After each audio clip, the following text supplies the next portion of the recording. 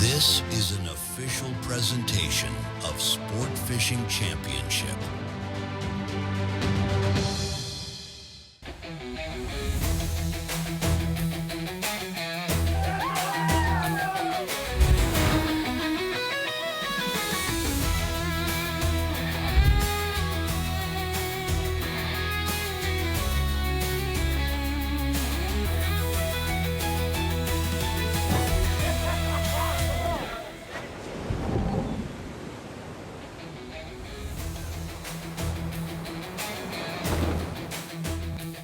Here we go. The SFC returns to one of the most iconic fishing grounds in North America this weekend for the Walker's Cay Open. New Jersey Seabirds captured the flag from the iconic gantry last year. Can they do it again? That's the big question. The hunt for the Zane Grade Championship playoffs continues this weekend for the Atlantic Division, and we're ready to bring it to you live on day one of 3. The Walker's Cay Open. About 53 miles to the northeast of the west end of the Grand Bahamas, and we are inside our studios here in Dallas-Fort Worth Metroplex. I'm Robbie Floyd, joined by the man who you actually call the Atlantic your home waters, right? You should know about these waters. Peter Miller, the Floridian, but you'd love to be in Walker's right now. You know, it's only 100 miles from Palm Beach. That's a pretty quick trip. And then you get into those waters when you could potentially catch grand slams, you know, tuna, mahi, right off the coast. Don't forget those wahoo. The thing is with Walker's Cay, as you mentioned, it's inshore, offshore. It's very fishy, and numbers, they're plentiful. We're going to see a variety here, no doubt, this week. And the nice thing is the people that stay back on land, maybe the family or friends that don't want to fish tournaments, they can go back there and catch bonefish, permit, and tarpon in the backcountry. That is the spot. That is paradise. That is Carl and Gigi Allen are running that show right there and making it better and better. We've got a lot to look forward to. The South Carolina Outcasts last year, you know, they won the first event of the season, but at the last round in the Atlantic, South Carolina Outcasts, second place. So starting off both seasons near the top. That's what you got to do. Stay consistent. You know, and when you travel to different waters, it just shows how good you are and how adept you are at the different types of fisheries. And you could really place these teams anywhere in the world, and they're going to produce. As far as the production, those 450 points come from 75 apiece. It was sailfish. That was the flavor of the day when you were down in Key West. Here at Walker's, we're going to see 3 different varieties of billfish this week. And that's what's different from Key West. You rarely see blue marlin in Key West. You will see a white here and there, but mainly sailfish. There were possibilities. We did see some come up in the spread. That 450 points for all of their sails. If they would have caught one blue, it would have equaled that point. And speaking of, lights out Boston. They were reeling quick. They were reeling often and taking the victory at the first stop of the season, the Key West Classic on the Atlantic side. And it's all about making those shots count, Robbie, and you've got to be able to see the free jumpers. You've got to pitch baits to the tailors coming down sea. You have to be moving and shaking the entire time. I think when you look at those points, it's who caught that point-paying fish first. That's how you break the ties. Lights out Boston, able to do that. And again, 450, 450. But who got it first, Peter? That's why it's so important. And we'll see it. We can come down to one fish making a difference. We could have a bonus make a difference as well here at Walker's Cay. And in those conditions, when it's really calm like that, to be able to fly the kites to get those sailfish bites, it's really tough, but they made it happen. And there it is. There's proof in the pudding right there. $100,000 for Lights Out for winning the tournament, the Key West Classic. And they got their right there. They're ready to blast it off. Yeah, Exotic Outdoors showing you the Atlantic standings as it is right now. So again, you work your way from Lights Out through the Rhode Island Breakers, but you get a point value per place. So again, $3,500 for first, $3,000 for second. It's easy to figure it out. All you got to do is look at standings from day one, or excuse me, stop number 1, and that's how they sit right now coming into this stop. Lights Out Boston actually were the overall winners as well, because in the Key West, you had the Gulf Division out there too. Third Coast Renegades doing good in that job as well. But, you know, the Atlantic showed how to get it done. You know, the Atlantic teams, they're all good. Look, there's nothing you can say like negative about any of the teams because they all just do it so well. And here in Walker's Cay, you're going to be fishing for blue marlin, white marlin, and sailfish for 3 days in a row, and you have shots at a Grand Slam each day, maybe multiple Grand Slams. The bite gets fast and furious over there when you get these upwellings and you get the nutrient-rich waters just popping. And when you have the outgoing tide with a wind coming over the top of that, you get a little sloppy, get a little like roller coastery, kind of confused water. A lot of times the fish are in that water. Let's talk about this tournament in particular and what they'll be dealing with. I'm talking about the location. You know, they're restricted to a 50-mile boundary. They'll put in the water at 5 o'clock each morning, but they can have the lines in the water at 8 o'clock. They have to remove them at 4 o'clock, of course, unless you have a fish on at that point, and then you can fight it to completion. But again, only 50 miles. You might not need all 50 miles, right? I mean, these fish are close, and some are closer than others. Yeah, it could be very close. You know somebody that's close to us? Chloe Turner. She's in studio with us this week as well, just off to our side. Chloe, good to have you back once again here at stop number 2 of the SFC. Thanks, Robbie. Well, Walker's Key is setting up to have mostly clear skies today, but conditions can still get challenging at times offshore. Let's get into it. Now, those temperatures are going to be around 87 degrees, with water temperature sitting near 81 degrees. Those warm water conditions should keep those fish pretty active throughout the day. Now, the waves are starting at a steady 2 feet and pretty much won't surpass 2.2 feet until the lines are out, so the crews should be able to move comfortably offshore. Now, the incoming tide, as I scroll down to show you that, it's going to have a low tide around 1:15 p.m. and a high tide around 7:40 p.m. The afternoon tide movement could really help trigger a stronger feeding window later in the day. Now, as I scroll down to our live wind map, as you can see, we have an average sustained wind of about 8 to 12 knots through most of the day, building closer to 14 knots later this evening. That northwest wind is helping push cleaner blue water along the reef edge offshore. And as that current flow strengthens, we should see more defined current breaks later in the day. Now, those current lines are where bait is going to tend to stack up and what these teams are looking for to target those billfish. Now, the lighter winds midday could even open up some sight fishing opportunities before winds build up again later in the afternoon. So it's going to be really interesting to see which teams adjust the quickest to this changing wind and current conditions, because that's going to really play a major role in who's going to stack up those points today at Walker's Key. Back to you, Robbie. Thanks a lot, Chloe. A lot to digest there, ingoing, outgoing tides. And again, what are these fish up to right now? We're seeing what these anglers are up to right now. The breaker's not on board, but everybody else is searching. Should we talk about sight fishing? They're looking. I promise you that.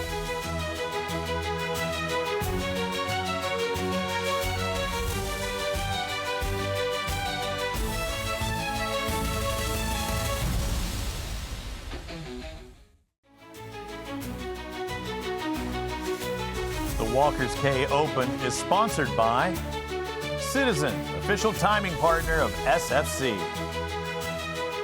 One Water Marine. Hook, official jersey and performance apparel partner of SFC. And by the Nature Conservancy, conserving the land and waters on which all life depends. I depend on my main man, Peter Miller. Peter Miller and that board of knowledge there, the keys to success. What do we have today, Petey? All right, well, our first point is to find upwellings. You know, you can catch marlin really close to shore in the Walker's Cay, but you really want to find those nutrient-rich upwellings, which brings the cold water, warm water. It creates an upwelling, and it's very, very conducive for catching marlin. So that's very important.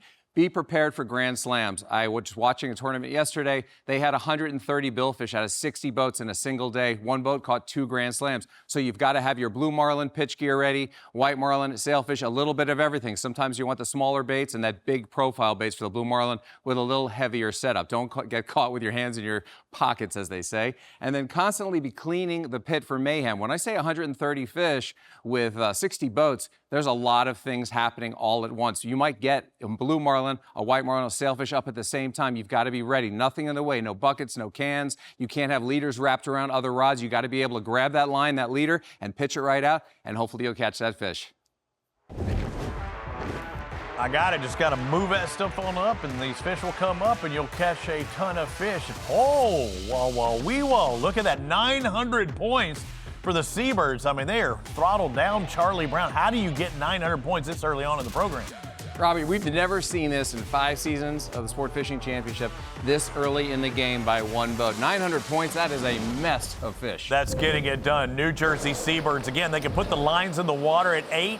This is the 9 o'clock hour. It didn't take too long, and they've got the peepers out. That means they see it.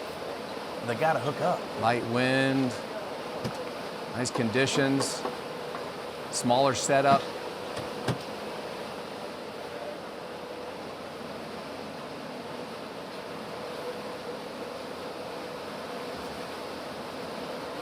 They know the fish is in the spread, obviously. They've seen it come up on pretty much everything, and now they're waiting for that fish to come back to that particular area. You got to crank the dredge in and still be ready. Hit the button, it's set to stop. So that's the teaser, but you can see there's multiple lines in the water. If this guy doesn't get hooked up, you've got somebody else to maybe pick up where he left off. Yeah, the squid chain teaser's out there. This is the dredge coming in on the right, and everybody's got to be at attention. Right now you're focused on one fish.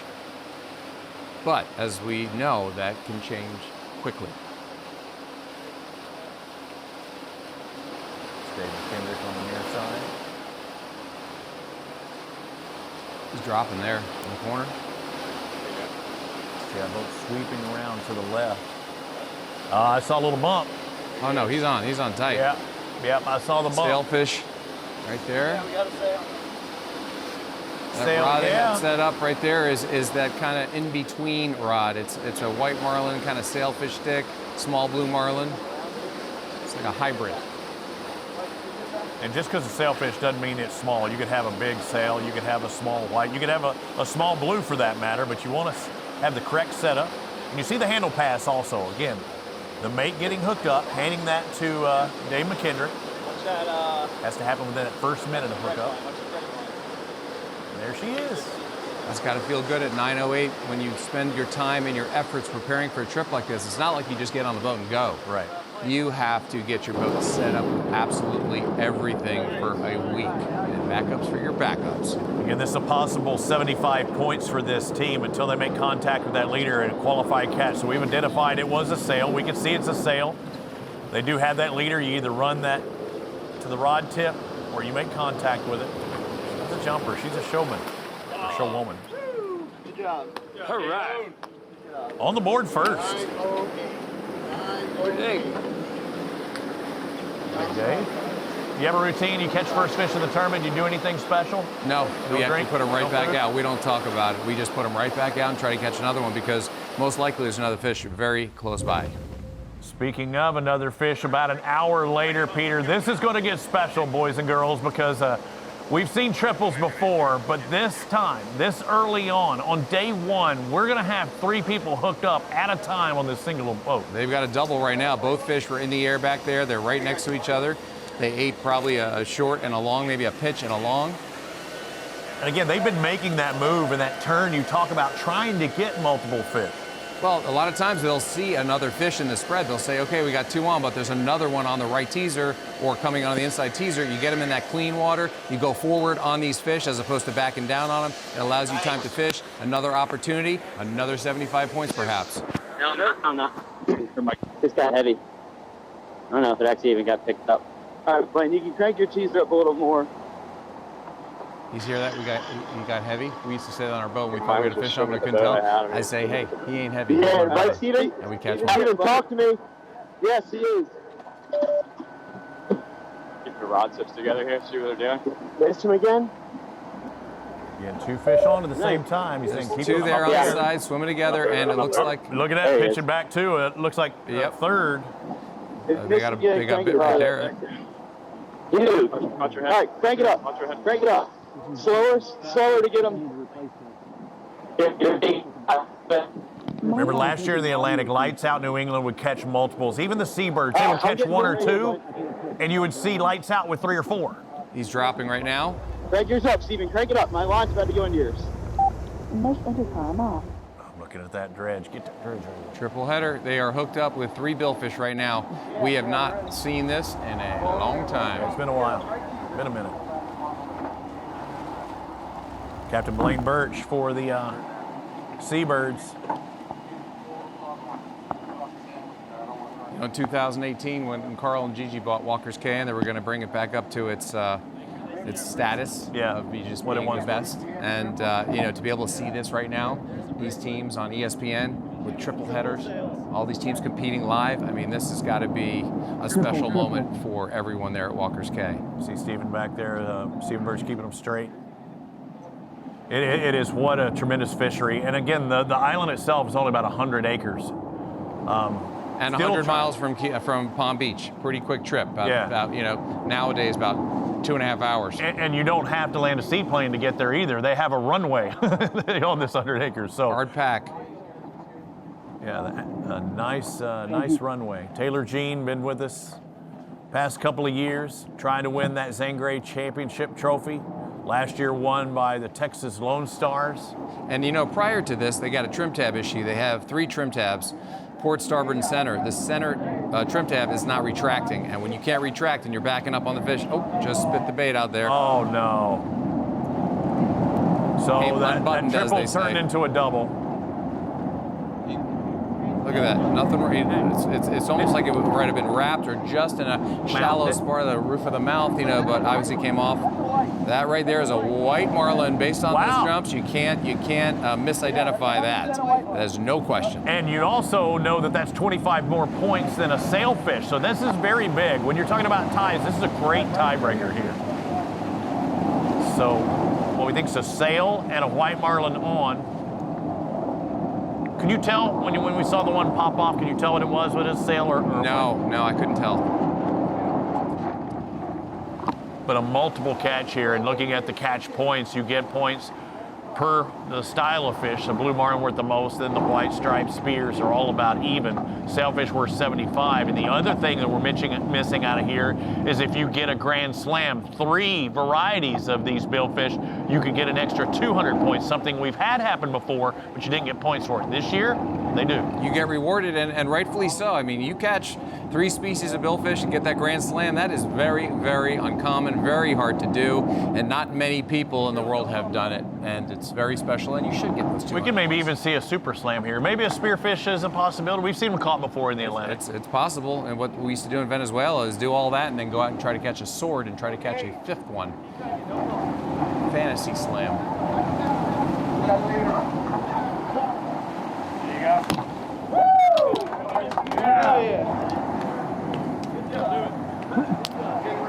Yeah, this was a triple that turned into a double. Mike O'Connor and Cade Roach getting the points here for the team early on day 1. Filming. Woo! Filming. White marlin right there. We had a triple. Got 2 out of 3. Let's keep it going, guys. Look at that picture, Robbie. That's like 4K coming at you from the satellites. It's not like 4K. It is 4K coming at us. Again, thank you, Elon, for the Starlink system you have, because we're looking at 7 teams out of the water in the Atlantic. The Walker's Cay Open. You're watching it live. If they get hooked up live, we'll bring it to you. Looks like bottom left's looking at something.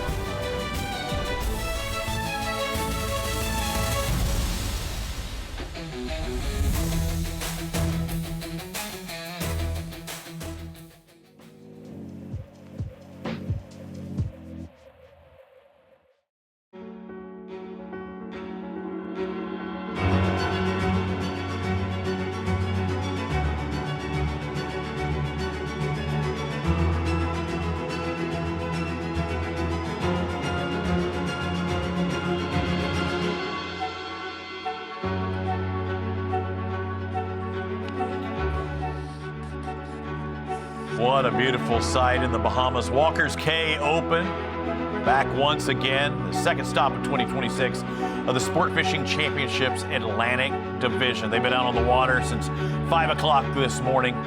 Lines in the water at 8, first fish caught at 9, and we are bringing it to you live.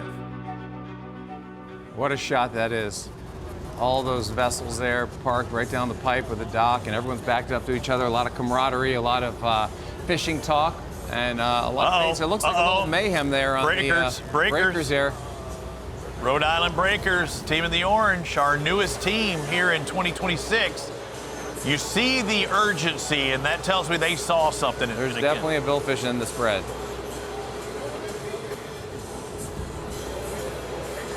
Able to look at it from our cameraman as well as the fixed camera. So we're hoping in that small box we'll actually see some more activity on the right-hand side and get another multiple like we saw a moment Put it in ago. that clean water, going back and forth, trying to get it close to that squid chain teaser. Again, it's not just about this one fish. Now, it's taking priority, but they're looking for multiples out there.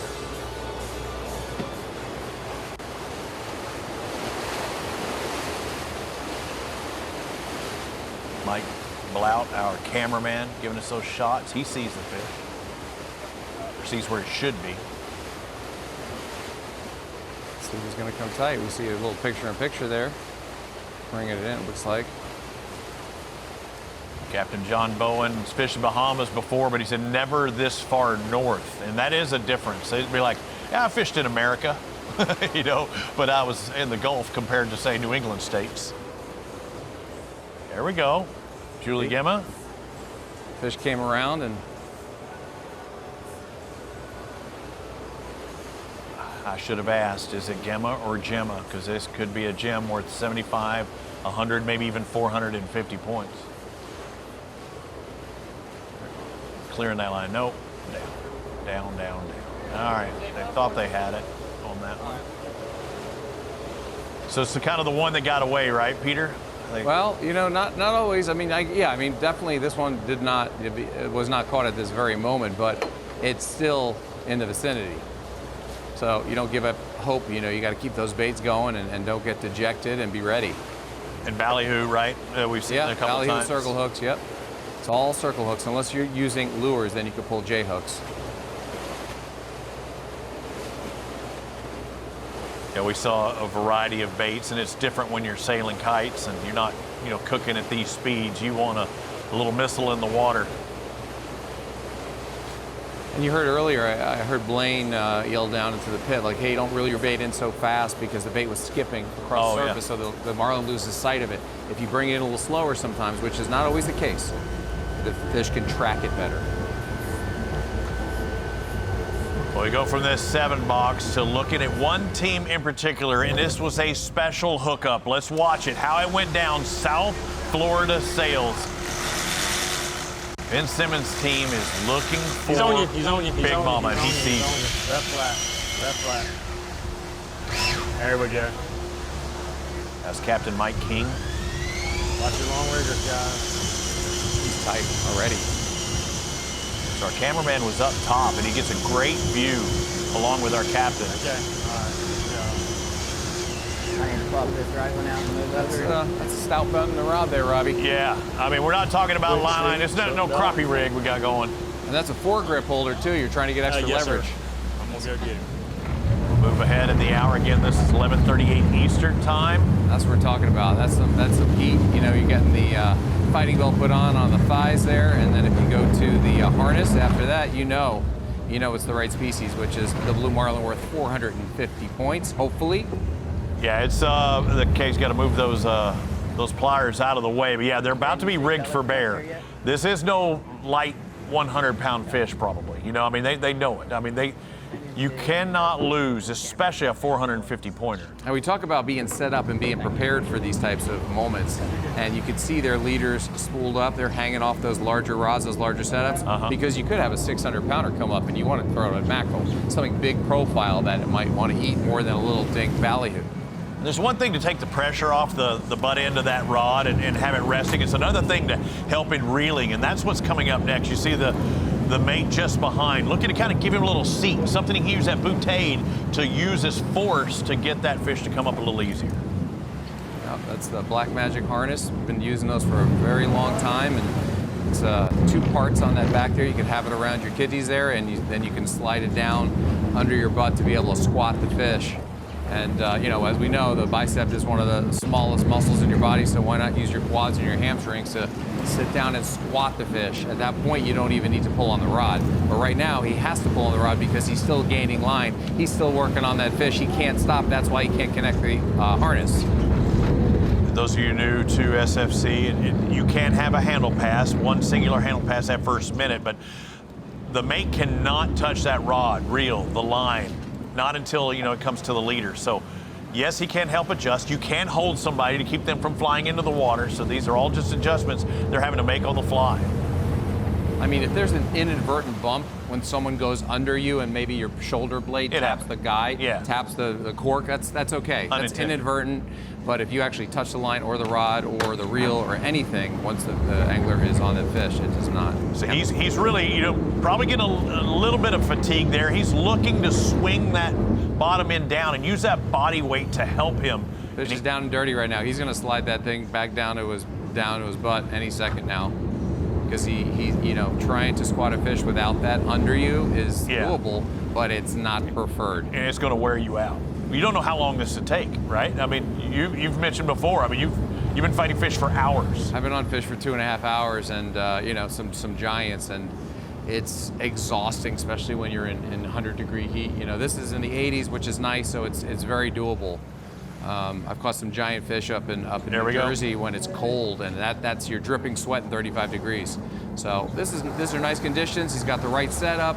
Now he gets to extend his arm, and now all you want to do is protect yourself from that rod. That line breaks. You don't want that rod to hit you right between the eyes.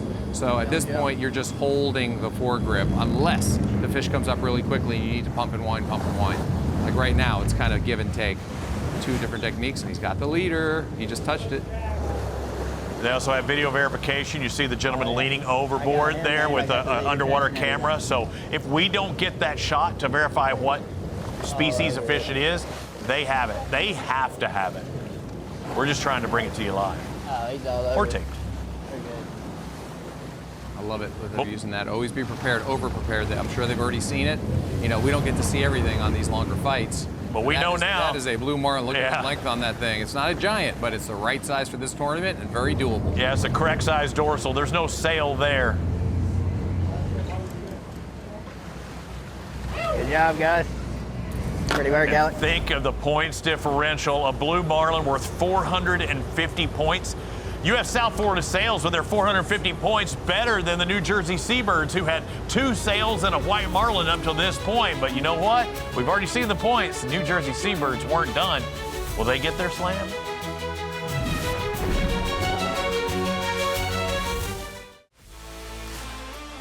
And we aren't the only ones in Charleston for Carrier Cup weekend. BK, Brian Kelly takes the stage to perform at sunset.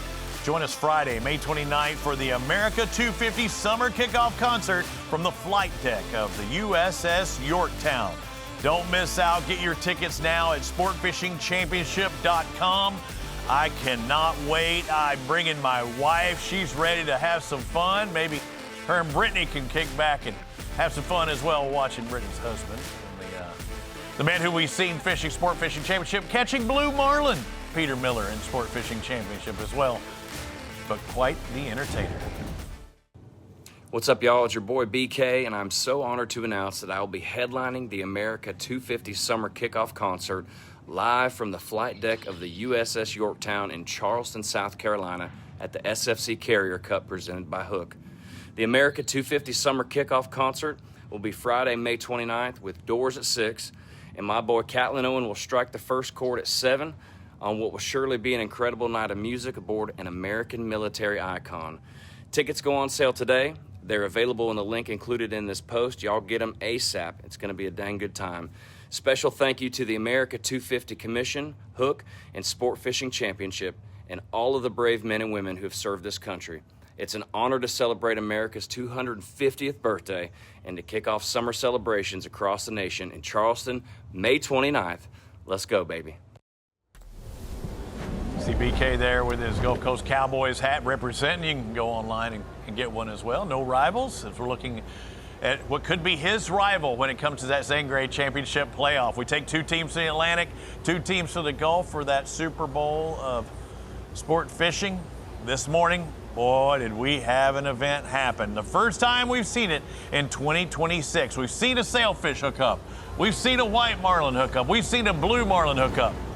But from one team, yep, that was the case. New Jersey Seabirds at the 11 o'clock hour, 11:52, they see something special, Peter.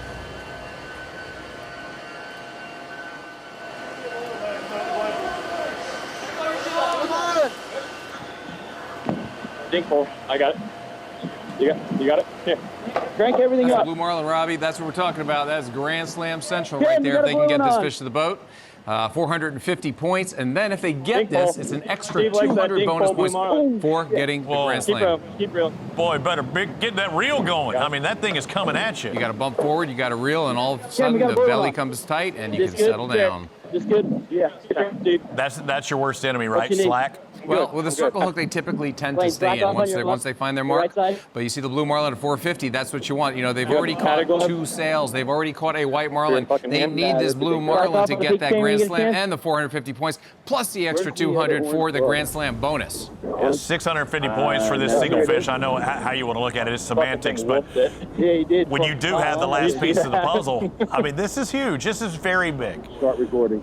I mean, you think about what the sailfish is worth at 75 points. 200 points is a lot. Hang on, let me get my abacus. How So many this is only sail- 14 minutes after job, Steve. South Florida Sails caught theirs, where Alex Stanley caught his 11:38. This is 11:52. 14 minutes later, another blue marlin. These waters are alive. We got a low tide do anything, Jarrett? at 1 p.m. over there, and that typically slows everything down. So you want to get your fishing in before that time, because you know once it goes to low tide and then it finally turns, you're gonna have like a lull in the fishing typically. So this is an important fish. 75 points for a sailfish. You're getting 450 plus the 200-point bonus if they get this one in. I got my abacus. Over 8.5 sailfish is what this fish is going to do in this single catch. Because again, the bonus plus the 450. That's incredible.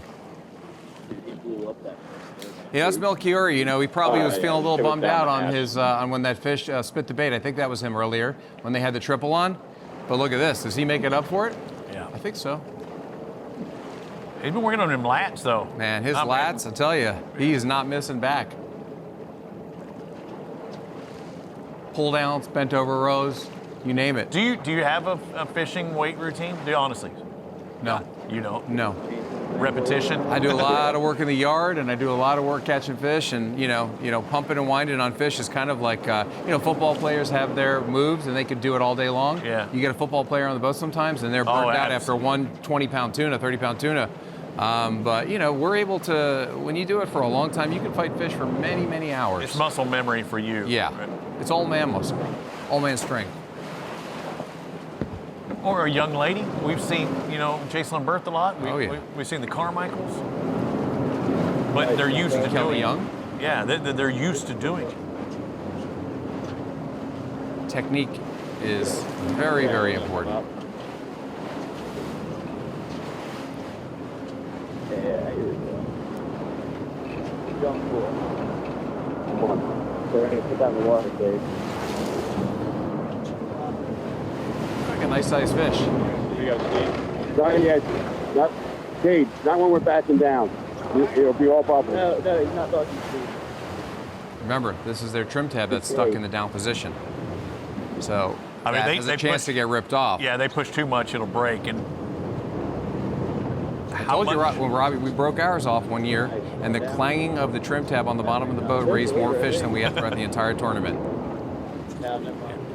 it awakened the beast. Yep, the kraken. Wishful thinking. Yeah. He's still coming up. They're hoping not to hear the cracking of their trim tab, but they are looking forward to seeing this on, 450-point fish plus the 200-point bonus.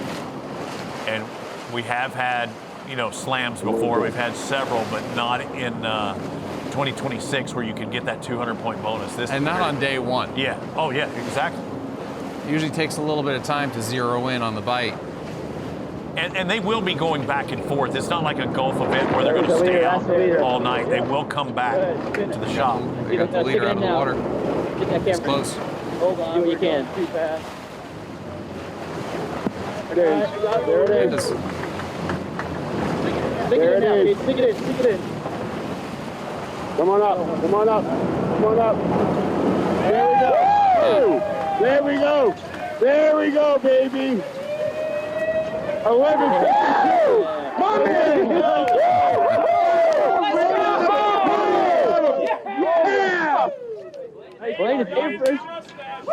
Think they're happy?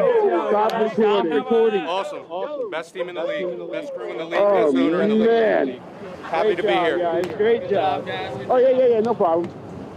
Wait, is that your first slam? Yeah, it's a slam. I love the way Melchiorre says that.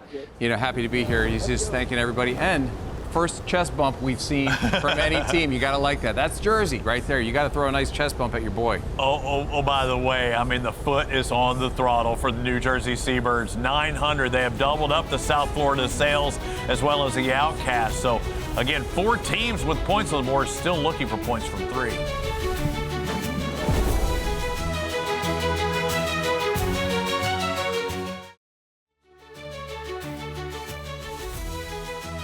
The Walker's Cay Open is sponsored by Denison Yachting, No Rivals, Billfish Conservation Project, and by Guidesley, official booking partner of SFC. Well, I saw the shoreline pic in crystal clear waters of Walker's Cay in the Bahamas. You can see, you know, the dock is looking pretty solid. It's going to start getting busy. I think, 20-something boats as far as the local event here in the SFC. We're only concerned with 7, and it has been a hot first day. And you know the vibe is going to be so great when you pull into the dock in the afternoon and you got flags flying, sailfish, white marlin, blue marlin. You back in, you get some food, you have some drinks, and you get to talk about what you did, your techniques, where you were, and you get to share. You know, you're in a very small community when you're there, but it's a pristine, incredible fishing community. Petey, listen, I hear it. Catch alert, South Florida Sails. We saw their numbers actually jump up. We saw them a moment ago, and now we're seeing them live out on the water. So they've reported a couple of catches in this hour. And this could be the one that could jump them up. What kind? What species are we looking at? I think they went back to back with a couple of sailfish right as we came on air. We'll get to that here in a bit. But Petey, this is a big jump, very, very fast. I like to see this. You know, when you get a new team in the mix, and Ben Simmons, you know, is the owner of this team, and to come in and be on these fish has got to be a great, great feeling.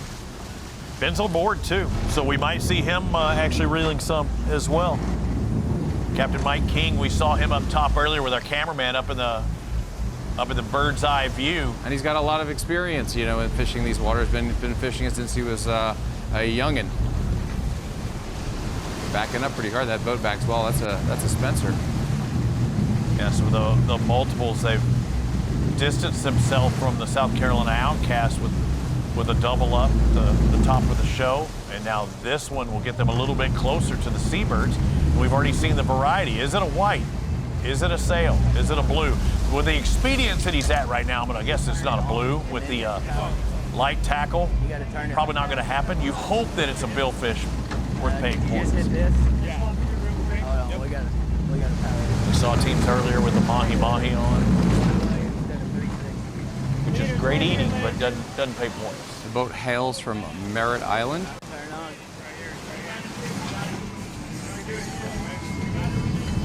I don't know. This fucking thing won't turn on. They got the leader there. It looked like he was grabbing the leader there. I don't know. Some bitch won't turn on. Could have been mistaken, but I thought he reached in and grabbed the leader. Maybe they're waiting for it to jump now.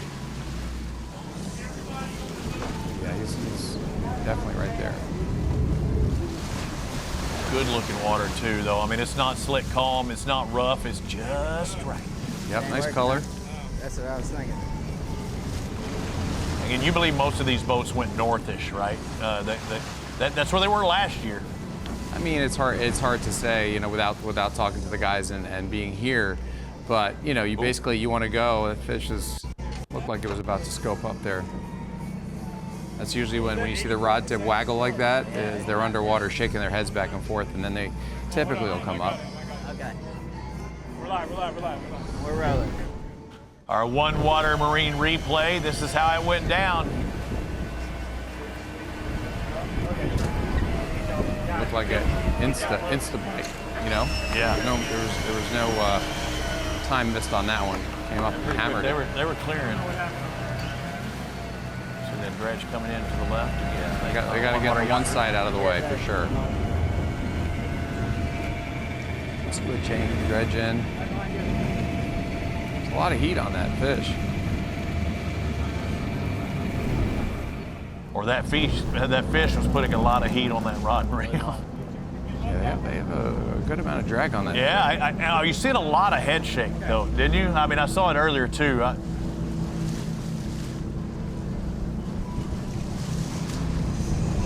I don't want an angry fish. I want a fish that's just ready to get it over with. You know, we used to do that with swordfish. You know, sometimes we play it really light because we don't want to pull the hook. Right. And then other times we decided, you know what, let's hammer the drag, because if we're going to catch this fish, we're going to invest this time. Let's go hard, you know, in the paint, because we don't want to, you know, we want to know if we're going to lose it early on. I think they're doing that right now. It looked like he was thumbing it just a little bit, might have reached back for a little bit of drag, because that's a lot of rod bend, Peter. I mean, a lot. Yeah.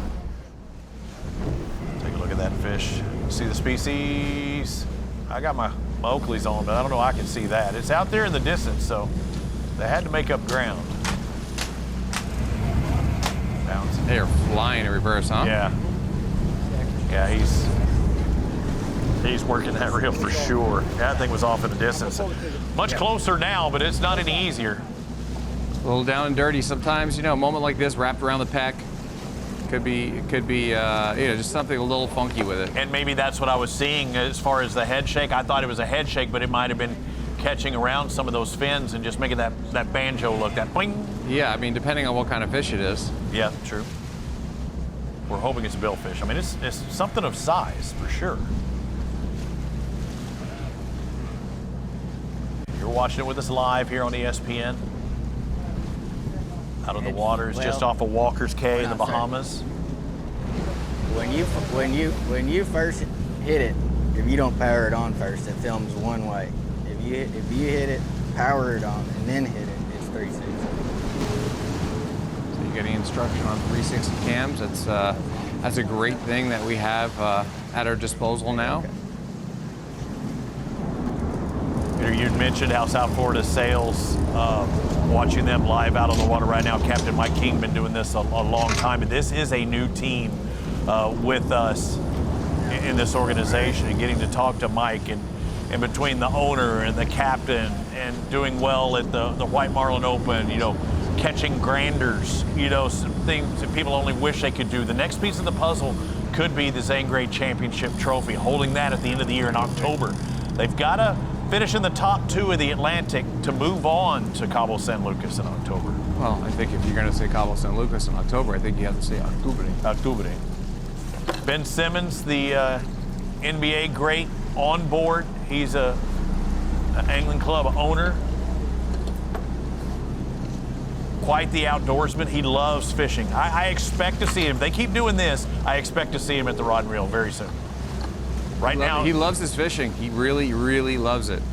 He'll fish any chance he gets. Tell me when you're ready to flip this around you. Uh-oh.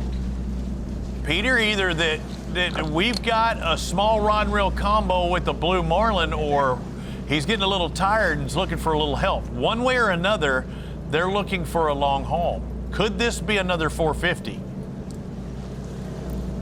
You want this top end? Yep.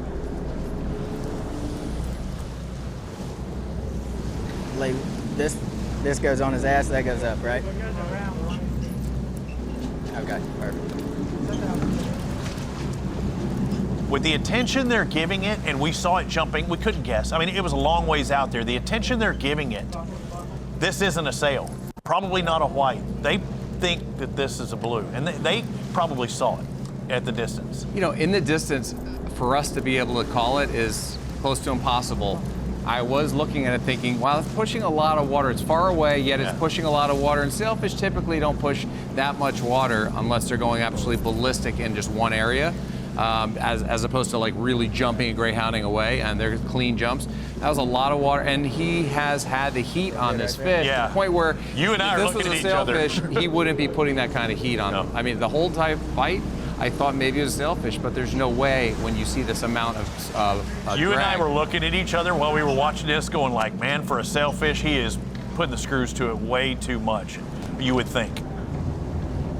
We're going to have to step aside. They're in it for the long haul. South Florida Sails currently second place, have a 150-point advantage over the Outcast. They are hooked up. They're using that belt to their advantage. That rod is bowed up. Is there another blue in the mix?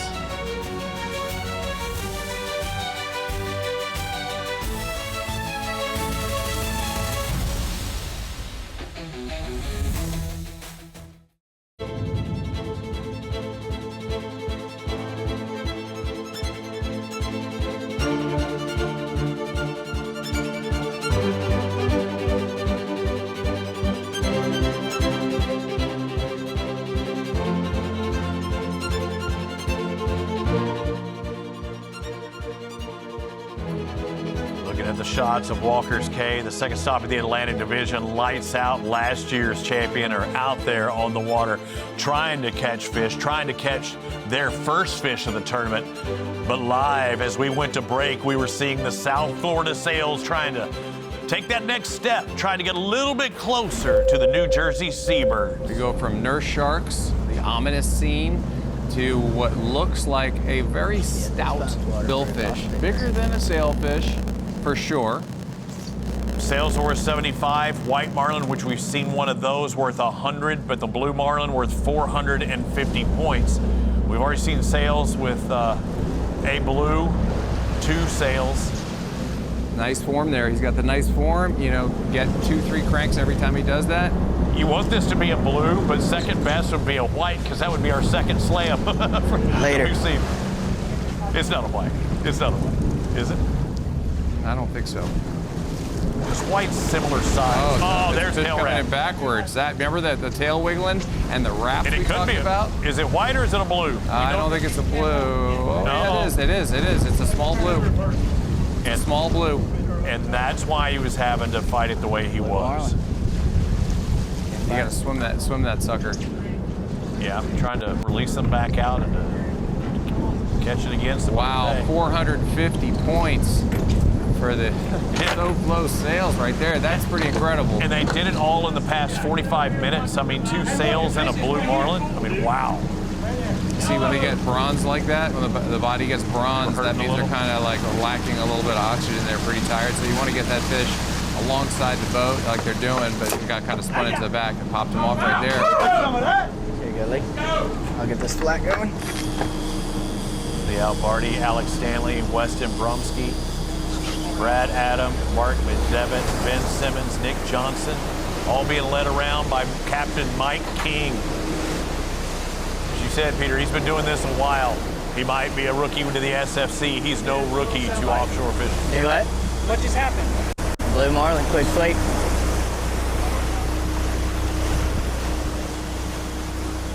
Yeah, Robbie, we talked about the potential of it being a wrap fish, the way the rod tip was bouncing. We didn't know if it was around a peck, around the tail, and a lot of times, you know, they'll come up dead like that, or at least very tired. They swam him back, and he looks like he's doing a lot better. There's Ben just checking things out, looking at us. That's my team. This is my team. It's like Jerry Jones and the Cowboys. He's wanting to win that Super Bowl, but first you got to get there. They'd love to take a win here at Walker's Cay.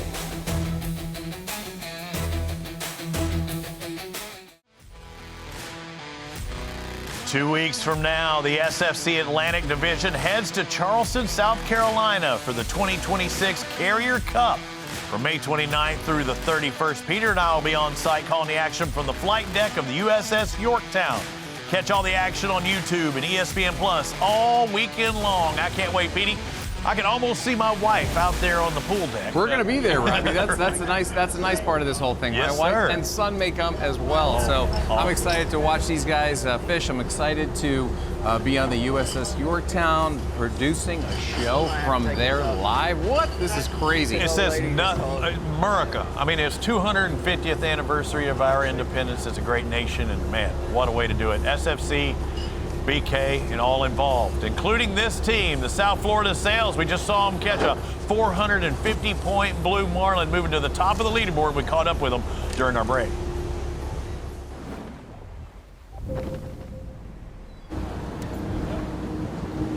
I got lucky, had another kind of random blue marlin bite, kind of came in undetected, ate a long rigger, and luckily everything went our way. Fought him for a little while, and we're having a good day. A couple blue ones, a couple sails, still got an hour to go. He said he got lucky. I think the more you do it, the luckier you get. But what he's saying is lucky is they didn't see it on the graph, probably, right? Well, they're not really. They're more looking at the teasers and the dredgers and stuff like that. Yeah. So it came up, popped up 8, and they didn't know what it was. And then all of a sudden, they got 450 points. But on just like that. On that same note, though, you know, with electronics being so prevalent nowadays, you know what's going to come before you get there, right? So they expect something to be at a certain spot. And when one comes up in the spread and you weren't expecting it, you know, was that the case? It's a possibility, but what a surprise for South Florida State. That's a wild bite, and it shows you how wild it got, because when they get tail wrapped, that means they did some wild jumps, and that's when that occurs. And we saw that in the rod tip. And we saw that in the fight. I said if it's either down there, it's shaking, or it's got a wrap somewhere, whether it's the peck or the tail. I didn't want to jinx it by saying tail wrap, but then there it was. I think it had it all. I think all it was tail involved. wrapped, and they get pretty exhausted, and that man put the hurting on them. And you also saw the distance at which they caught it at. They had to make up a lot of ground. They did so, and that was 450 points, about a 150-point advantage over the Seabirds.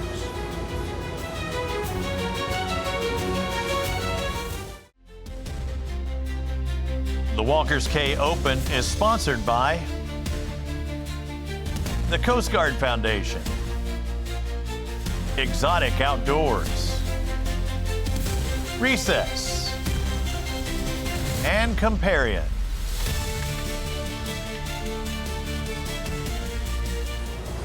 Looking live out on the water, also the official timekeeper of Sport Fishing Championship. Citizen will be counting down the hours, minutes, every competition this season, all the way to the final seconds of the Zane Championship playoffs.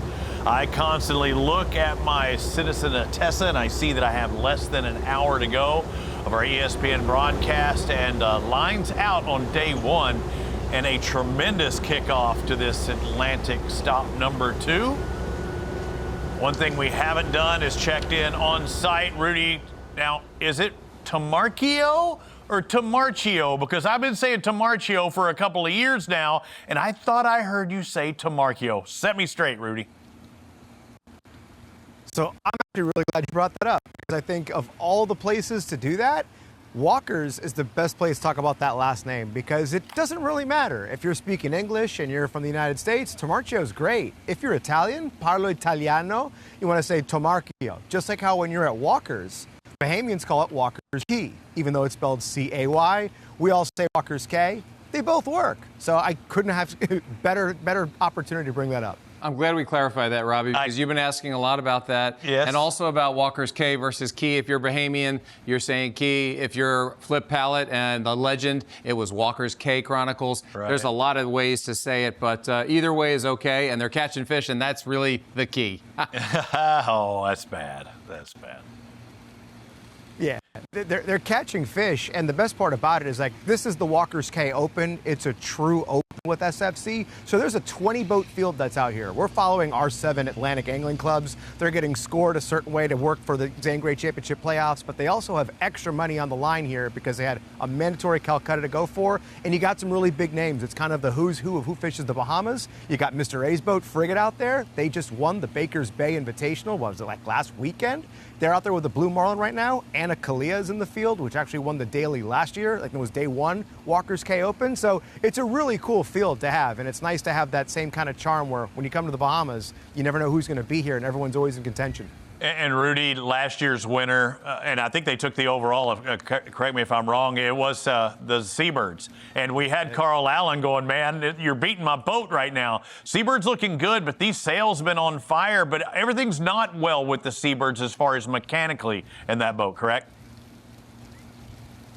That is correct. It's been kind of a rough couple of weeks to start the SFC season for Blaine Birch and the flock. I mean, you saw what happened with them in Key West. They lost their steering that final day. They were sitting in 2nd place. And then what happened? They lose their steering. They drop down the 4th. It was hard to maneuver. On their way in, they have a trim tab issue too. But don't just take my word for it. I caught up with Blaine yesterday during our media day. This is what he had to say about his issues. I had a lot of, doubt going into the season, and what do you know? First thing that happens, first tournament, we're in the top, steering goes, then we end up at 4th. Like, that's not a good spot. Now we're here.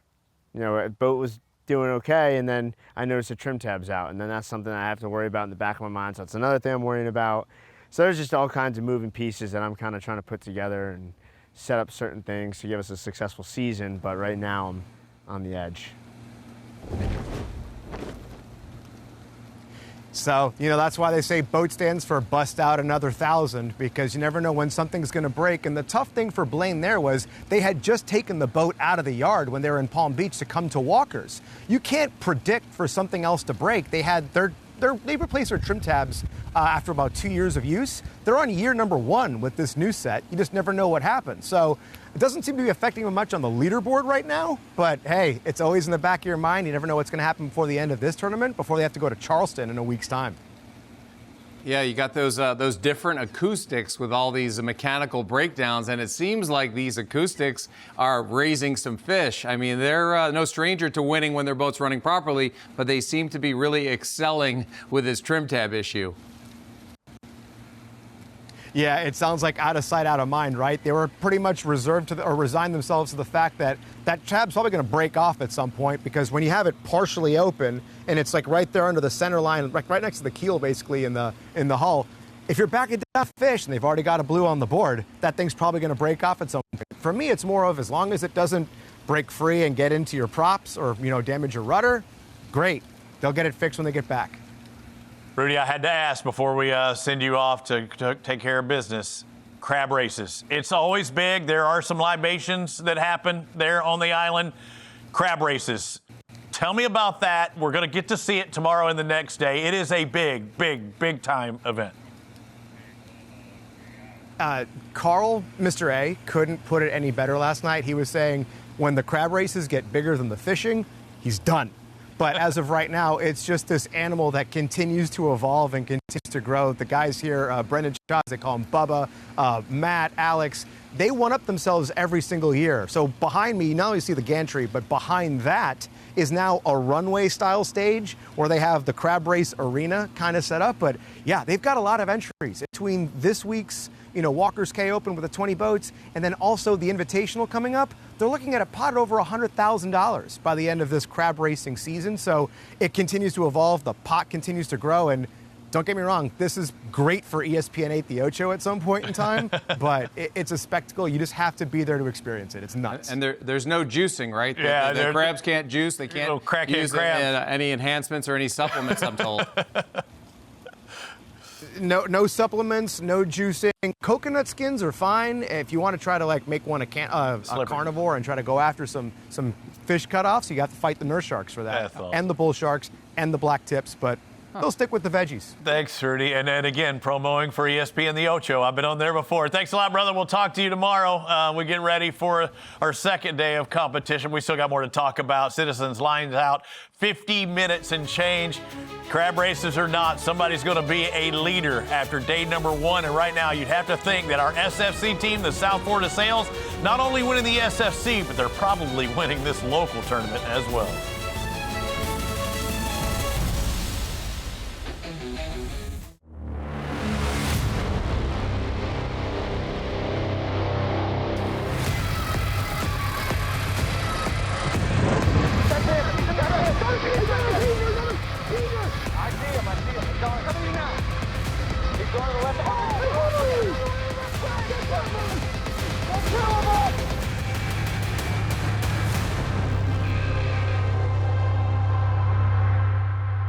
Welcome back to the first day of the Walker's Cay Open. We're in the waning minutes, about 40 and change.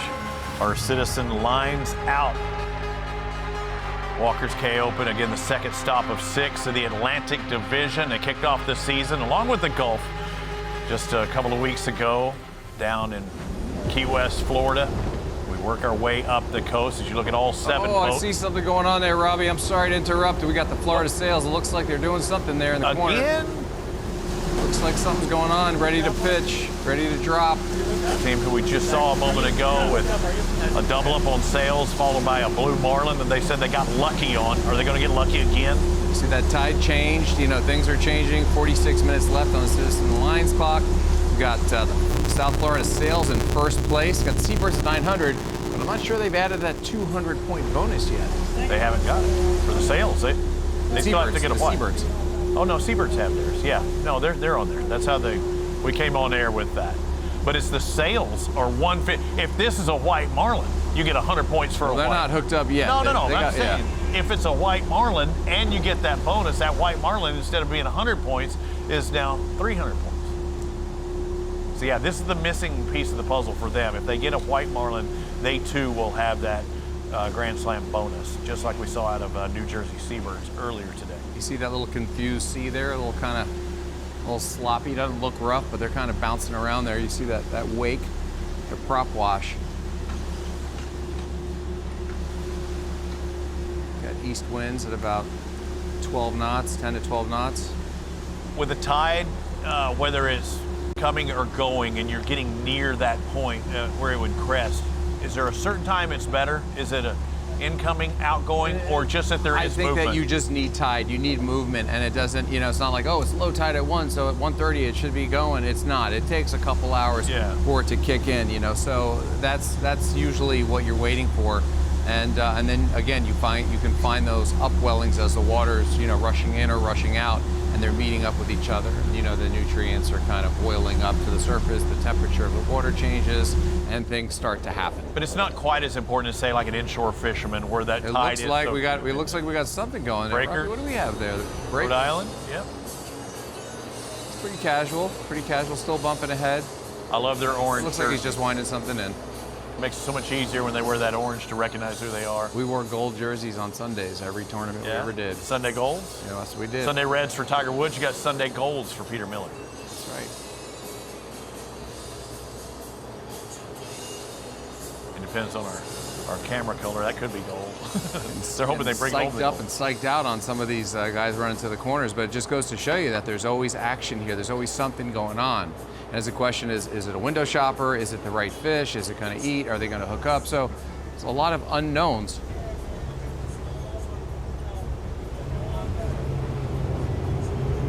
Looking at these boats as they're trolling through, unlike what we saw in Key West, where they're sitting much more still, calm in the water with the kites doing the work and a light presentation of these baits. They're looking for some bigger fish here, bigger billfish. South Carolina Outcast caught one of those bigger fish. It's actually the biggest fish that you could get. A 450 pointer South Carolina Outcast earlier today.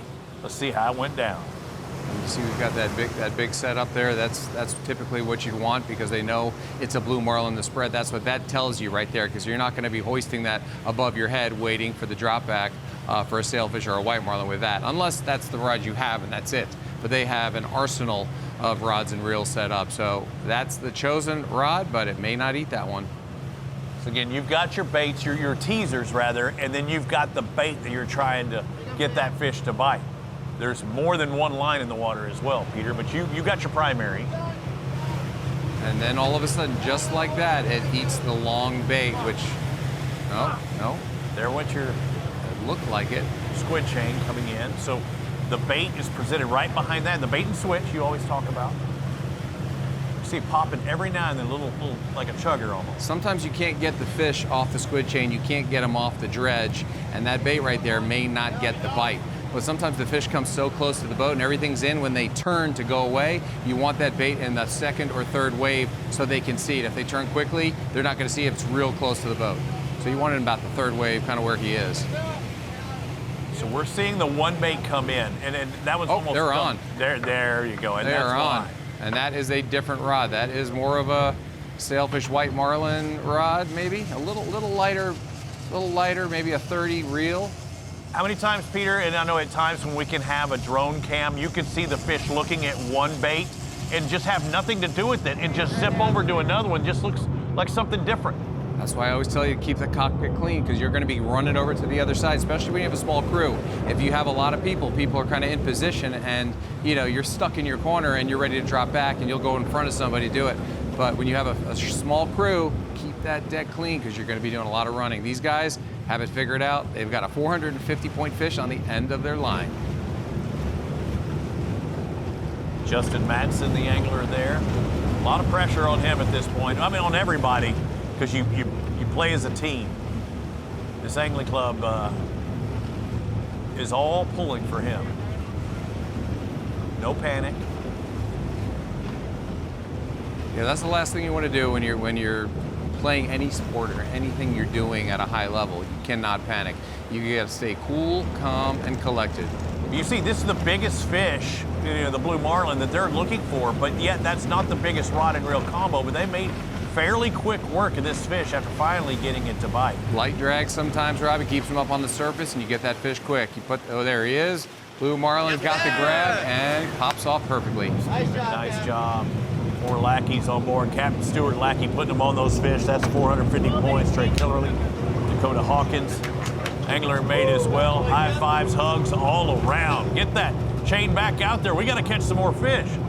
We still got plenty of time. You see our citizen clock just keeps ticking down. There's more blues to be had, Peter. Who's going to catch the next one?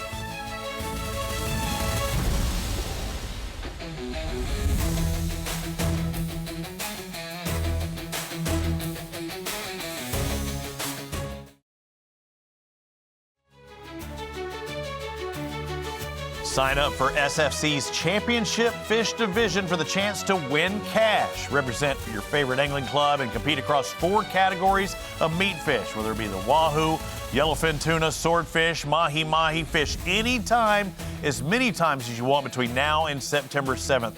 Go to sportfishingchampionship.com/championship fish 2026 to sign up now. In those meat fish, we saw a good size bull mahi early in today's YouTube show. So there are some big fish out in these waters. You're looking at the 7 Atlantic Division angling clubs out of the water live with the South Florida Sails leading the Seabirds, Outcast, and Flare. Still haven't seen our first catches from Breakers Lights Out or Remix, Peter. I'm a little surprised. You know, it's sometimes, Robbie, as we've seen, it's feast or famine, and you've just got the hum. And sometimes that hum is a broken trim tab. Sometimes that hum is something very different. But you can see them hiding from the sun right now. When you have a 3-day tournament, you've already been there 3-4 days practice fishing. It's okay to hide under the brow there or the brim and sit there on the salon seat and chill, as long as you're holding that rod. We haven't seen this fish yet. Let's take a look at the North Carolina Flare Angling Club at a 12:20 hour. They were hooked up. Mark Dressler. Marky Mark with a fish on. Again, if it's a sail, it's worth 75. If it's a white marlin, it's 100. If it's a blue marlin, it's 450.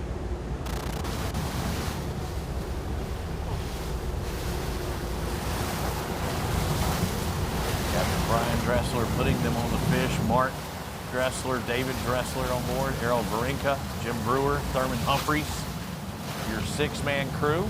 I'll never forget when I gave their grandson a goggle eye so he could catch a tarpon. Yeah, I thought it was a cool thing. He was using cut bait, and I said, "You want a goggle eye?" I said, "I got a bunch of them." Oh yeah. Throws that thing out. Oh, look at the sail. That's look at a that. sail. Man, she's purty. Look at that thing instead of. Oh, we got a lively. Oh, that is a television sailfish right there, folks. Made for TV. I'd be getting away from that thing. I wouldn't want D'Artagnan to come up and Sir Lancelot me. They can celebrate with some Porosos. Let me see your bracelet. Texas. Very nice, very nice.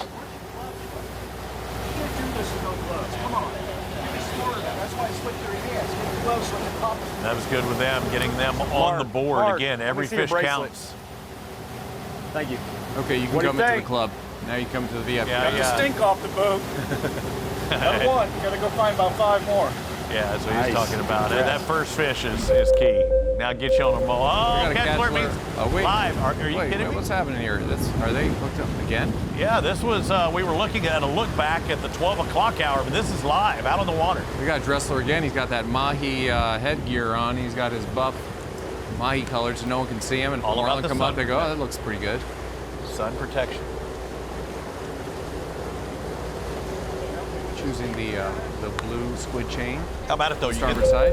You get the Remix skunk off the board. Up. Look at that catch alert. Somebody rang the dinner bell, Petey. The buffet is now open. And that's Kenny taking it easy. He's not doing anything erratic, so that tells me they like it. This will be their first qualified catch if they can get it. What's hanging over him? The lure, but I think it'll be all right. And we put them in a tie for 4th because the Flare, even though they're hooked up right now, only have 75 points. Right? Barracuda or something? Yeah, something we don't want. Might be a Baccaruda. What's it? North Carolina flare on the right, the remix on the left. Remember last year on the remix, they had a barracuda coming in. Barracuda Calcutta? And they were skipping it across the surface, and a blue marlin came up. Yeah. Teased it up with a 15-pound barracuda, and then wound up catching on a ballyhoo. That was pretty special because I mean you were saying like no, it just doesn't happen that much. Well, they got a gap. They got a gap on that setup right there. What do we got? A little mahi or it looks like a That's mahi. a championship fish we're looking at. Yeah, a lot of green, right? Yeah, not a big one, but you know, it's definitely a keeper. It's a tasty morsel. Right in the skull cap. Dorado on the shoulders. That's a nice one. 9-pounder. AKA mahi mahi, delicious. Couldn't give it 10. You can't? No, couldn't give it 10. I thought that was a nice use of the gap and dropped it right in there. So, not a point-paying fish. It will be dinner. Walk back. Restaurants are hard to come by. What happened here? I think they're trying to get rid of this fish and try to pop them off. You know, try to get them right there in the twofers. So it might have been the same case. These are fish that will not give you points. We don't need to be wasting our time.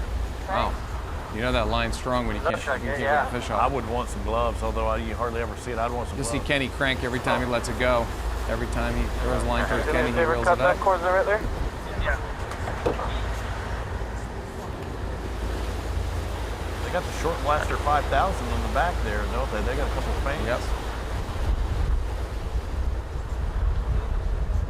Where there's marlin and billfish, there's going to be typically in the Bahamas barracuda. I remember having a barracuda come up on the on our teaser, and we realized we were a little shallow. As we came off the edge, it got switched out for a blue marlin, and we caught it. Yeah, literally 100 feet. Yeah. Well, we're seeing some activity. It was of the wrong species. That doesn't mean that they're not out there, as you said, Peter. Sometimes these little fish, well, every time the little fish bring in the big fish, and they'll come really close to the boat.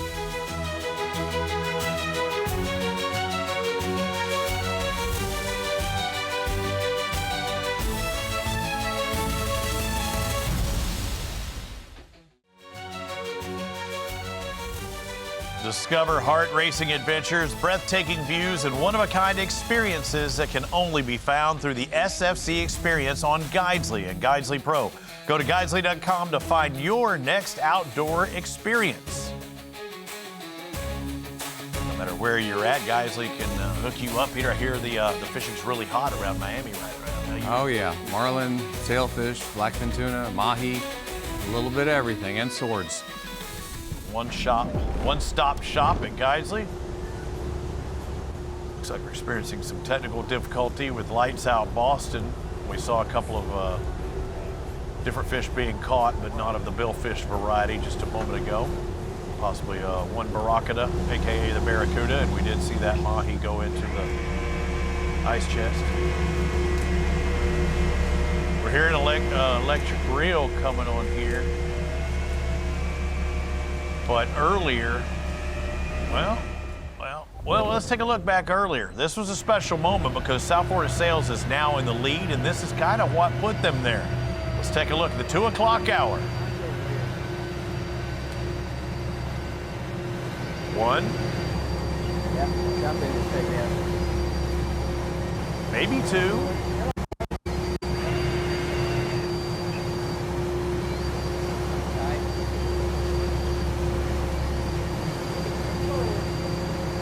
Peter, look at the attentiveness. You have one on, it looks like, but you see the way the other anglers are looking. Yeah, there definitely have been alerted to multiple fish in the spread. That one's on and way back there, but did you see the two guys to his left? Oh, yes. Yeah, they know something's up. Somebody reeling in.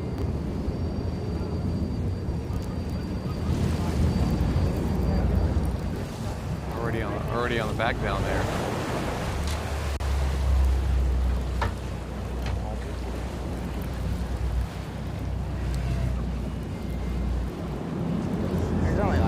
Yeah, we saw that big jump out of them. We saw the blue marlin caught at 253. This preceded that, kind of got them on that roll. They'd only had one fish up till this point, and that was at 11:38. Although it was a great fish. That was the first blue marlin of the tournament. By Alex Stanley. Spencer there. It's called Quick Sweep out of Merritt. Spencers have done well on the Sport Fishing Championship in years past.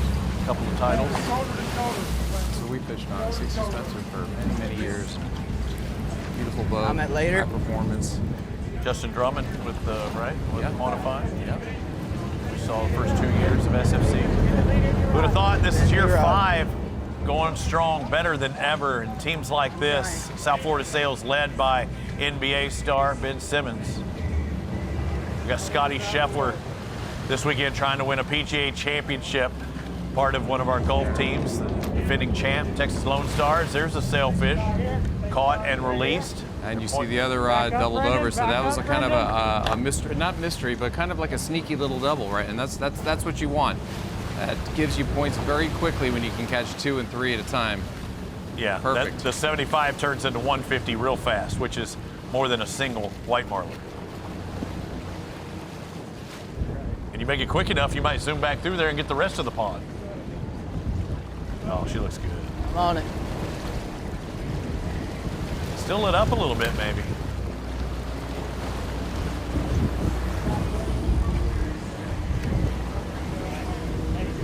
Back to work. Woo!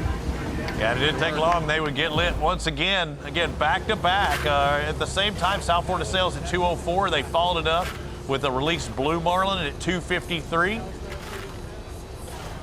And that's why they have 1,050. They jumped up 150 more points over the Seabirds. And in the big picture, the Sails also are looking for that bonus that the Seabirds got, and that would be the slam if they get a white marlin. So you see the setup there, Robbie. You see what they have in the launcher and the chair there.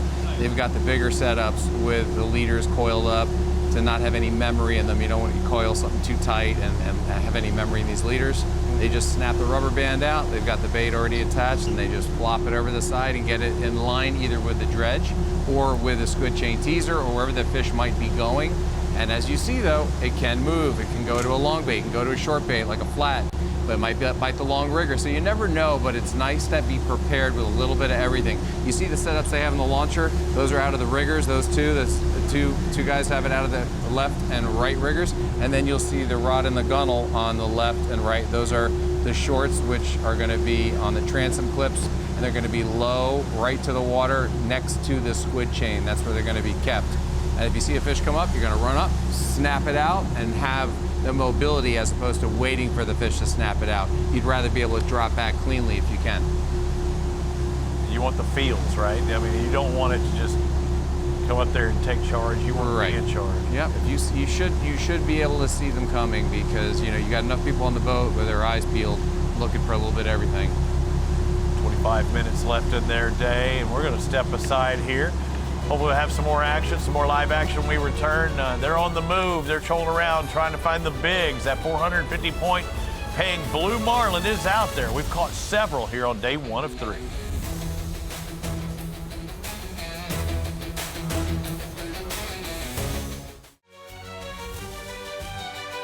Fish like the pros, you got to look like the pros. Visit the SFC shop today to represent your favorite angling club all year long, including the new hats from No Rivals. Find it all available on shop.sportfishingchampionship.com. Something I can wear out on the golf course each and every day, whether you're representing the Sails or Jersey Seabirds or Flair or Remix. Find your favorite team. Show us what you're working with. Beautiful thing about the South Florida Sails is they got in a little flurry. But this isn't Mike King's first rodeo. Rudy Tamarchio caught up with him earlier in the week. Yeah, they might be new to the SFC, but not new to the Bahamas.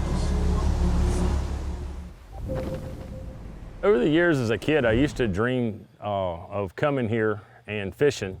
And I was able to make a few outboard trips over here, probably going to show my age, but in the late 80s. And, it was some of my fondest childhood memories. And then as a modern time, since the hurricane that kind of devastated and changed the whole landscape of this place, I've been running sport fishing boats. And spent a week here, a week there, off and on for the last 6 years. There's one thing for sure, it changes overnight. It can be some of the best fishing on the planet, and then the next day you think you got it figured out and you go out there and you see nothing.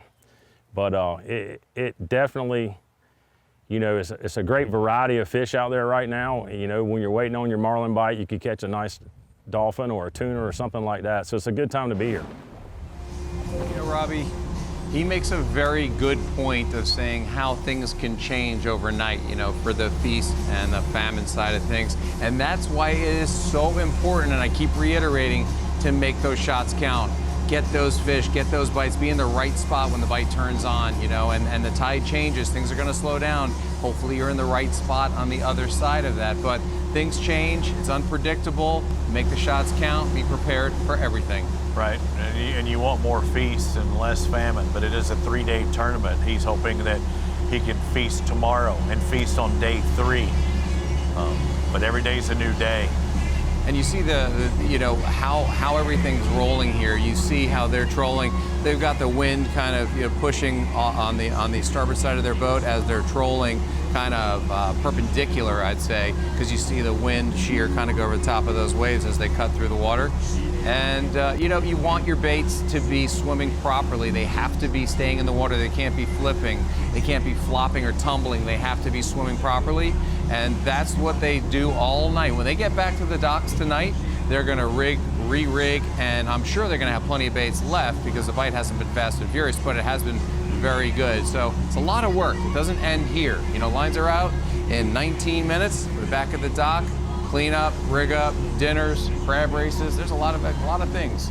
A lot of things going on at Walker's Cay. Yeah, and you mentioned one thing, and I always say that there's one word to describe it as, is execution. You don't want the misses. And we saw a miss earlier by one of our teams. Yes, they had a double, but at one point they had a triple.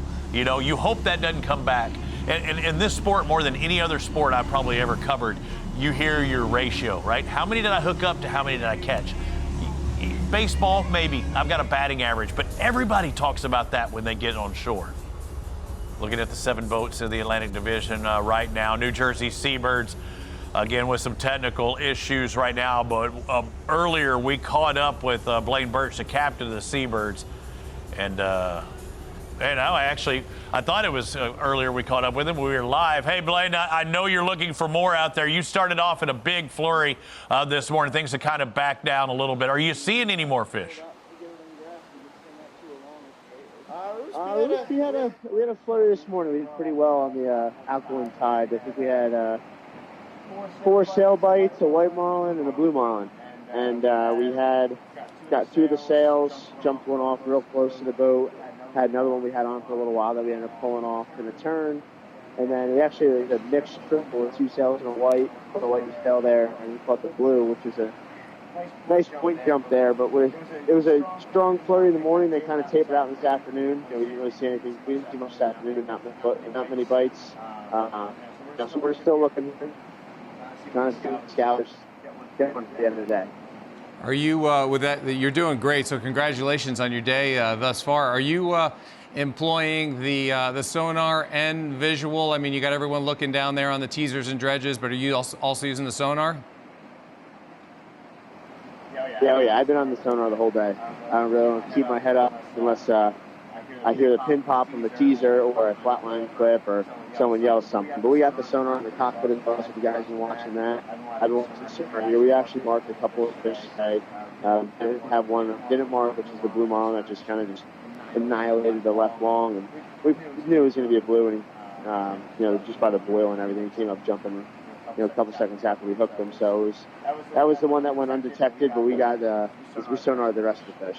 Hey, got some sneaky ones out there. How good does it make you feel? I know we've done it before or been able to catch a grand slam, but to be the first team to get a slam in 2026 and get that 200-point bonus, not only a sail, but a white and the blue marlin in day 1. Yeah, you know, I don't like starting hot. I like, you know, coming from behind victories, but, you know, everyone's going to have their day. You know, Quick Sweep is doing well. They caught 2 blues, 2 sails. They just jumped us, but, you know, you have the lights out. It was very good. You have the Renegade who's been crushing it the past few days. You have JC on the remix. You have Brian on the sailfish, and you have on the El Bandito. So, I mean, you really can't count anybody out. I wish our day happened later, but now we're in the front, so it's going to be watching everybody try to catch up. You think do you think the hum of that funky center trim tab is raising fish? I'm not sure. It's been in the back of my mind all day, and I was really kind of worried to start the day, just wondering if that trim tab was going to hang on for the rest of the day. But we had that sail, and most of our bites have been on the flat lines or the teaser, so that's been pretty good. But we're going to check it when we get in. I don't know if it's going to be still intact or not after backing up on a couple of those fish. We did go pretty hard on one of them, so we'll have to get back to the dock and take a look at it. And if it's down, and we got nothing to do about it until we get hauled out. Hey, bud, great job. Keep doing what you're doing, and it's just like your golf game. It's a cumulative deal. Whether you get birdied the first hole or the last, you're just looking for more birdies out there, bud. Keep it up. You still got more than 2 days to go. And also, the official timekeeper, Sport Fishing Champion Citizen, says you got 15 minutes today. Get her done. Thanks, guys. Appreciate it. All right, good job. We'll be counting down the hours, minutes of every competition this season, all the way to the final seconds of the Zangray Championship playoffs. Citizen, the official timekeeper of Sport Fishing Championship. Less than 15 minutes remaining of this first day. I don't know, Peter. I would not be disappointed with a hot start. I know he wants a hot finish, but what's wrong with getting all three?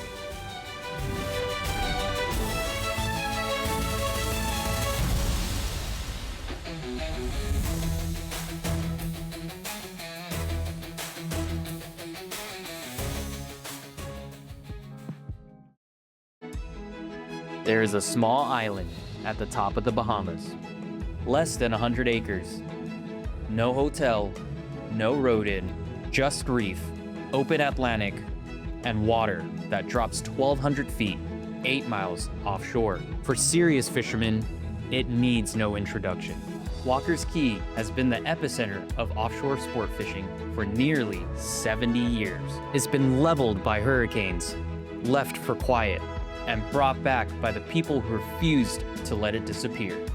The boats came back, the crews came back, and the fish, well, they never left.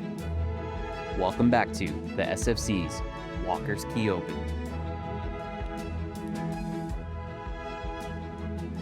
What a job Carl Allen has done, the owner of Walker's Cay. The Walker's Cay Open here, and another big event.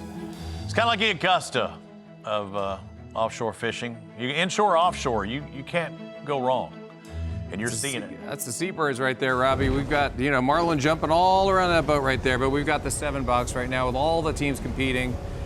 The Atlantic Division here off the shores of Walker's Cay, northernmost island of the Bahamas. The water gets to be about 20,000 feet deep off one of the sides there. It's incredible when you look at the bathymetric charts there. But even if you wanted to stay inshore, do some shallow water stuff, I mean, they've got bonefish, yeah, permit, tarpon. For anybody that wants to stay behind on the whatever they're living on at the time, you go do that if you don't want to spend the day out catching billfish. You got the best of both worlds. You can get a Grand Slam inshore and a Grand Slam offshore in the same day. It's only befitting that it's quite the treasure Walker's Cay is when you have a treasure hunter, is the owner of the island, Carl Allen, who's been doing great on that end as well lately. That one wreck that he's been on pulled up some sweet stuff from Spanish Gold. South Florida Sails right here, Robbie. You see them with 1,050 points sitting in first place. Quick Sweep is the name of the boat. They are doing more of a long sweep today. It's pretty sweepy out there. I'm not sleepy, but it's 10:49. Citizen lines out. We got a little bit of time left. That's when you say fish fast, and you know how quickly things can change. So we're hoping that we see a little activity here, but we know for a fact that South Florida Sails has caught a bunch of fish. They've caught sailfish, they've caught blue marlin, and they're having a great day out there. Yeah, the majority of their points, the 900 points they got from catching those blue marlin, a couple of sails that they caught at the same time, gave them that extra 150. But when you talk about the big numbers, Alex Stanley and South Florida Sails with that first catch at 11:38 this morning on day one. And the thing is, that was not only their first blue marlin. It was the first blue marlin of the tournament, what would end up being 4 blue marlin at this point between all of our teams. Mike saw it early, didn't he? He did. He's on you, he's on you, he's on you, he's on you, he's on you. Left flat, left flat. There we go. Calm. I was about to say the same thing. The one time I had been on a boat and a blue happened like that, it was not that calm. That's when you can count on your anglers and your crew in the pit, and being the captain to speak that calmly, to know that he doesn't have to yell any type of direction, and it just transpires as it would naturally. That is when you know you've got a great team. And seeing a good bend of the rod initially, instead of having to bait that fish up or bait and switch. Yes, sir. He took it and took it quick, left long. It was a left flat. It was a short one on left. It was and you see him holding onto that foregrip. That's a lot of heat on that. You're not holding it by the under reel seat like you would on a sailfish at times. He's using some leverage there. So the left flat's the one that's on the corner of the boat when you were calling it out earlier, where the long might have been on the rigger out there deeper or wider. Definitely was. The long's in the rigger, and I'm he's sorry on your left flat. buddy. You there on cameraman? He's got a microphone on him. Look at that. Long ways out there. That's pushing some water, huh? It's rip. It's quite the ripper. Moved ahead in the action. South Florida sails again. We had not seen anything. We saw 2 sails and a white marlin up till this point, all from New Jersey seabirds. This one fish jumped them all.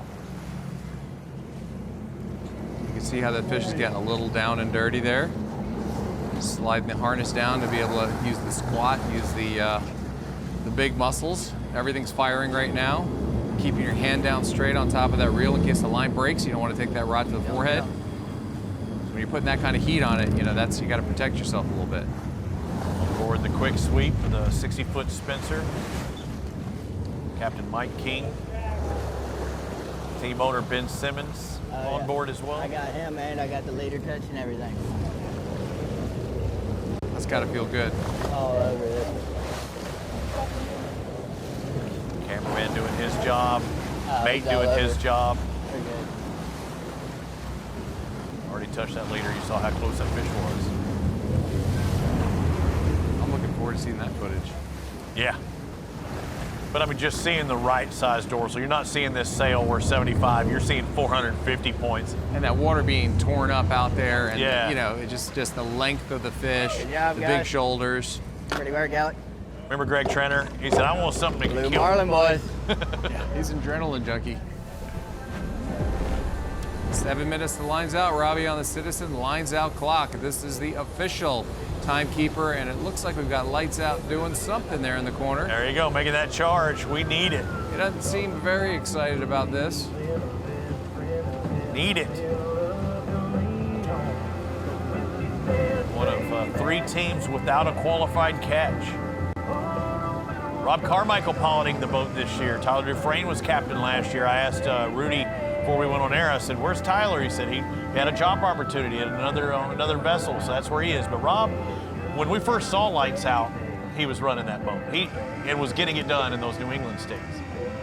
They've traveled the world here in the past few months. Oh yeah, and it's a big commitment, and they really enjoyed it, and that helps. When you take that time and money, that type of investment to put your sport fish on a ship and take it all the way to South or Central America. I mean, that is a big investment, down to Cabo even.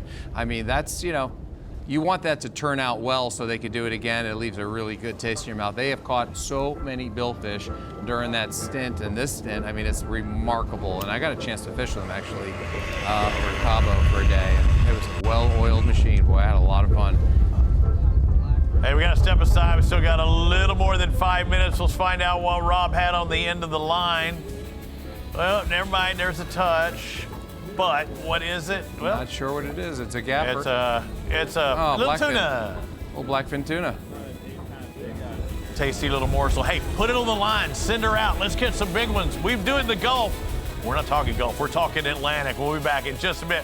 More Atlantic Division action from Walker's Cay.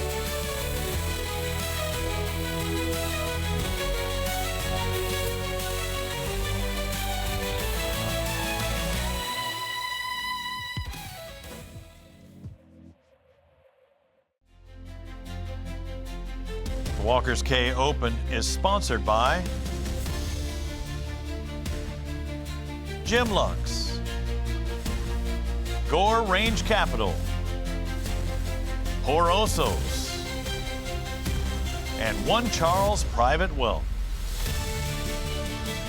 Sharks in the water. We've got some sharks in the Sport Fishing Championship. And lead shark is South Florida Sails. The second shark in command would be the New Jersey Seabirds, followed by the Outcast and the Flare, the North Carolina Flare. Maybe there's a shark in the water, and right here where they're fishing, there's marlin in the waters, and that's what we want to see. Blue marlin, white marlin, sailfish, a little barracuda action, blackfin tuna, mahi-mahi. It's been, active. There's a lot of things happening, but it looks like, as you can tell, the top 3 boats, they're the ones, really in the action. 1,050 for the Sails, 900 for the Seabirds, 450 for Outcast, and then you have Flare AC, 75. Going to try and hopefully get an interview with our lead team before we go off air, so stick around for that. We're hoping to have somebody hooked up, and again, at every stop, if you call in the hookup before the Citizens lines out time, you can fight that fish to completion. And there's a slight delay, sometimes it's a few seconds, sometimes it's 10 seconds, and we saw it in the Key West event, the Key West Classic, a couple weeks ago, where we talked about, hey, it could happen any second, and literally we see it lines out, but they had a slight delay, and then we saw Jacelyn hook up with a sailfish to close out the day. Yeah, and at that particular time, our clock is real time, but we're getting the delayed action from bouncing off the satellite and coming back down to our, control room. Sometimes it's just seconds, sometimes it's 10 seconds. Sometimes it's, Hey, I've done that in interviews and been like 8 seconds delay. It is horrible. But for us, we know that we've got a little bit of leeway. And they also have their camera that has a timestamp on it. So down to the second. Minute and a half still to go. This is when you're praying, you're wishing, trying to just bring them up from the depths. The captain has his hand on the microphone, ready to call in. So he's still pitching out. Always be putting out baits, Robbie. Never quit working until the official call on the radio. You got to keep it moving always.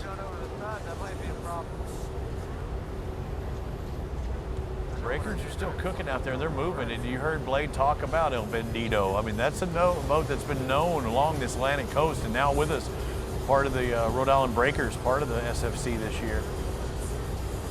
They don't have a fish yet, but there's no doubt they could turn it on day 2 and day 3.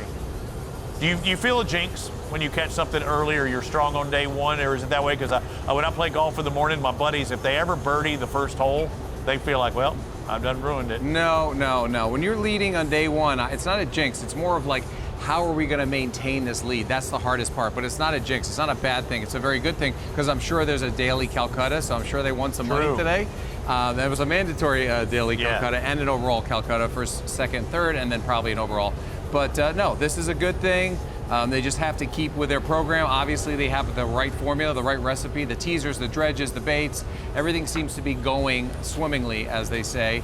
And, some fish came off. Obviously, you see the New Jersey Seabirds, they lost a couple fish, they marked some fish. So there's other fish that we haven't even seen. So there's shots at everybody catching fish. The bite's good, and we're excited. But there it is, Robbie. Lines out on the Citizen Lines Out clock, officially on day 1 of the Walker's Cay.